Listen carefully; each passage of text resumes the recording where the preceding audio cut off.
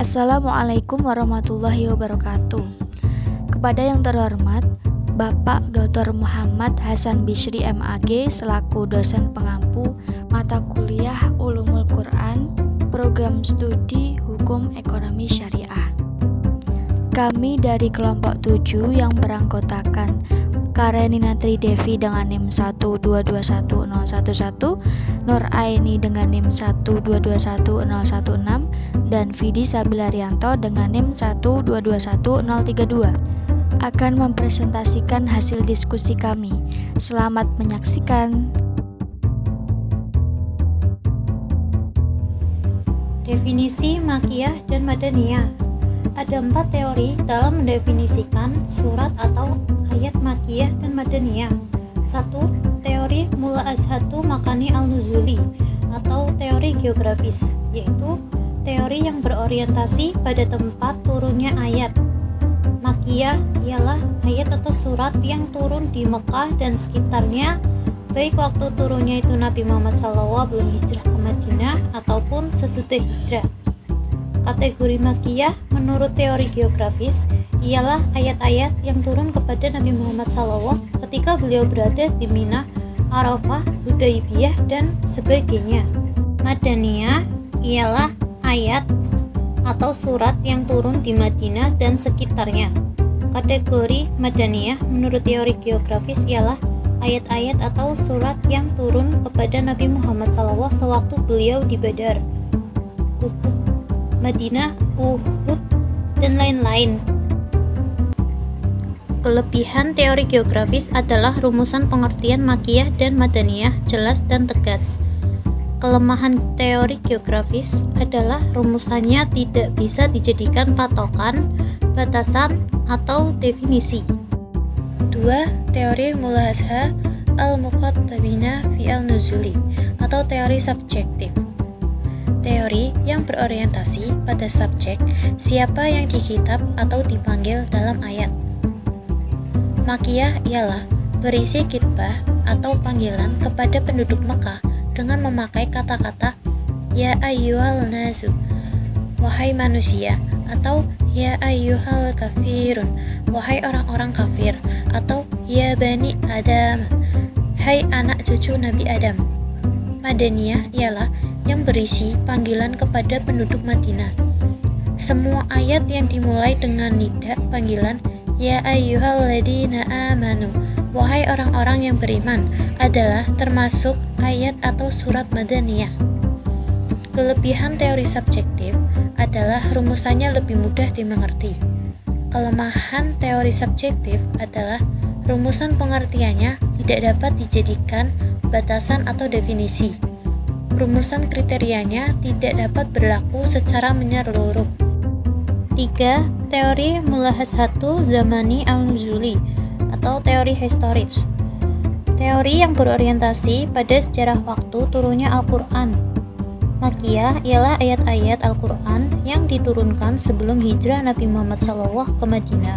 Meski turunnya ayat itu di luar kota Mekah seperti di Mina, Arafah, dan Hudaybiyah. Madaniyah ialah ayat-ayat yang turun setelah Nabi Muhammad SAW hijrah ke Madinah, meski turunnya di Mekah atau sekitarnya, seperti di Badar, Uhud, Arafah, dan Mekah. Kelebihan teori historis dinilai para ulama sebagai teori yang benar, baik, dan selamat. 4. Teori Mulahazatu ma tadammanat as-suratu atau teori konten analisis. Teori yang berdasarkan kriteria dalam membedakan Makiyah dan Madaniyah kepada isi atau surat yang bersangkutan. Makiyah ialah surat atau ayat yang berisi cerita-cerita umat dan para nabi atau rasul dahulu. Madaniyah ialah surat atau ayat yang berisi hukum hudud, faraid, dan sebagainya. Kelebihan teori konten analisis, kriterianya jelas sehingga mudah dipahami sebab gampang dilihat orang. Kelemahan teori konten analisis, pelaksanaan pembedaan Makiyah dan Madaniyah tidak praktis. Ciri-ciri Makiyah dan Madaniyah. Makiyah 1. Dimulai dengan nida atau panggilan ya ayyuhal nasu dan sebagainya. 2. terdapat lafal kala. Contoh, kala fashaba bi ayatina inna ma'akum mustami'un. Quran Surat Asy-Syu'ara ayat 15. 3. Terdapat ayat-ayat sajdah atau disunahkan bersujud tilawah jika membacanya. Contoh, wa yaf'aluna ma yu'marun.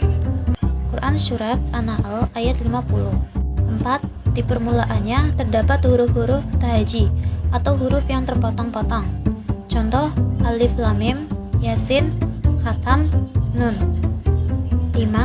Terdapat cerita-cerita para nabi dan umat-umat terdahulu selain surat Al-Baqarah dan Al-Maidah. Contoh, surat Yunus, Yusuf, Hud, Ibrahim, Al-Kahfi, Maryam, Toha.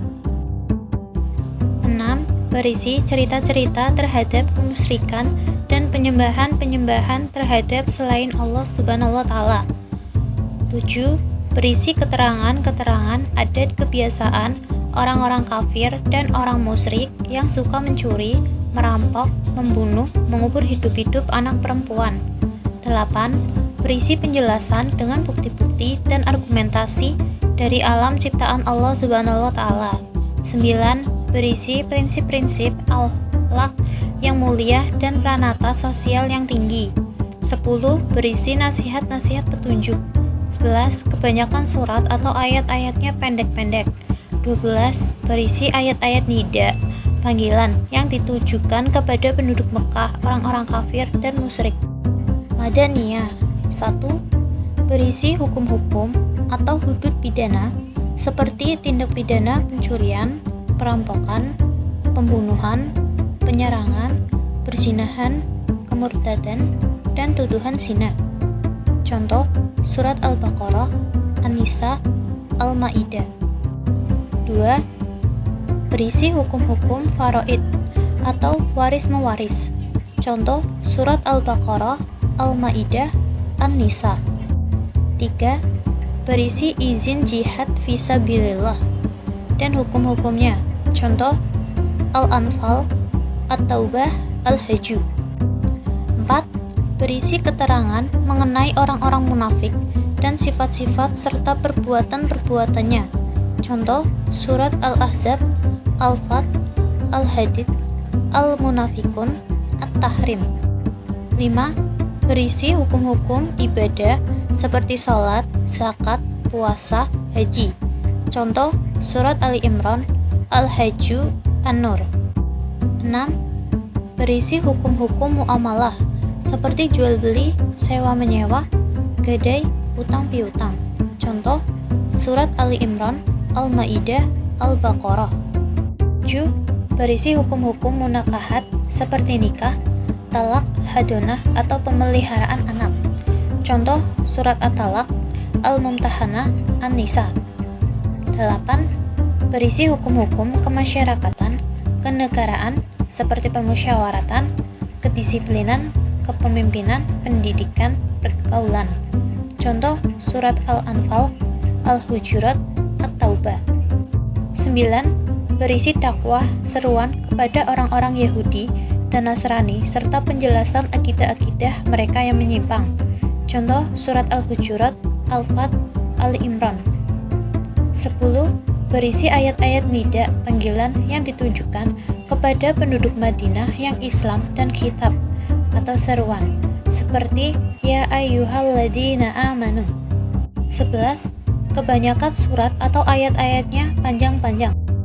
Teori penentuan Makkiyah dan Madaniyah. Terdapat dua teori. Yang pertama, teori aghlabiyah atau mayoritas.